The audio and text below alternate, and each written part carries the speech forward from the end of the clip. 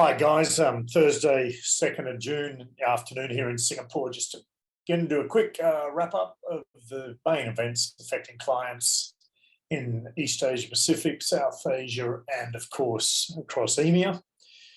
In East Asia Pacific today we covered 23 events as well as a detailed daily report on Myanmar that we continue to provide pro bono to our networks and clients.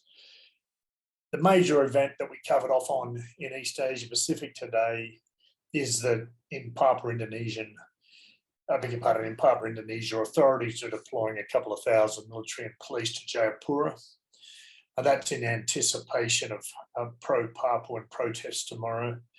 The police said they'll not allow the marches to go ahead. They'll also increase security around the Papuan People's Representative Council. Protesters are demonstrating against Jakarta's plan to create more provinces in Papua, whereby they're splitting the western half of the island of New Guinea, which is, of course, currently 2 provinces of Indonesia, the most 2 eastern provinces, into 5. Protesters are also calling for an independence referendum. This is on the back of on May 10, thousands of people protested in different parts of the Papuan provinces over the same issues. Protests back then took place in Jayapura, Wamena, Dogiai and Kaimana. Smaller protests also took place in Bali as well as Malang and East Java. And so authorities are anticipating there are going to be Papuans and Papuan sympathisers protesting even in various spots in Java, including Jakarta tomorrow. That's the main issues from our sub-region. Over to you, Uday or Bhargav.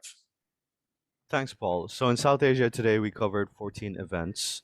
Talking about India, in Tamil Nadu, Chennai, employees of Ford will continue their strike today over severance packages. They've been on strike since the end of May, and it's between the management and the Chennai Ford Employees Union, and it's over the failure to agree on terms of the severance packages. Bhargav, could you shed some more light on this, please?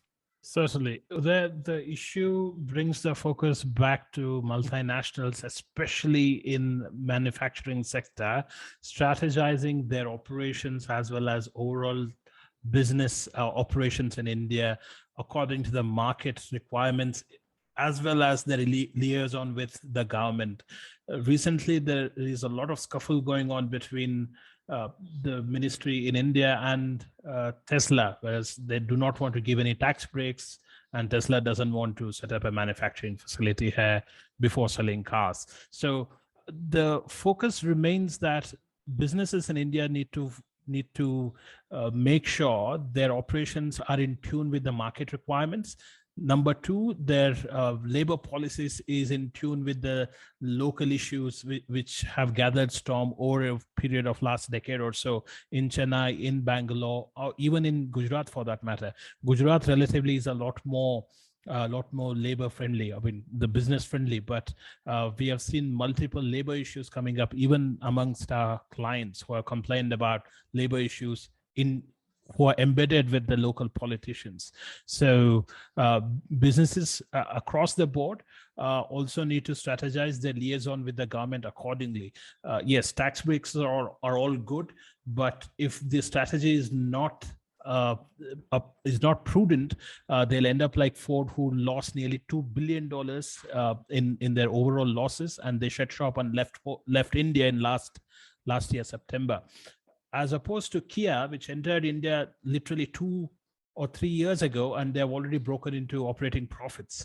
So you can see the contrast. A South Korean business who have entered India less than 3 years ago have ended up with profits. That's a result of a more prudent approach to the market as well as their business strategy. So, Uday, anything further to add to that? No, thanks, Bhargav. That was very comprehensive, and that's a wrap for Asia and Pacific today. Thanks, everyone.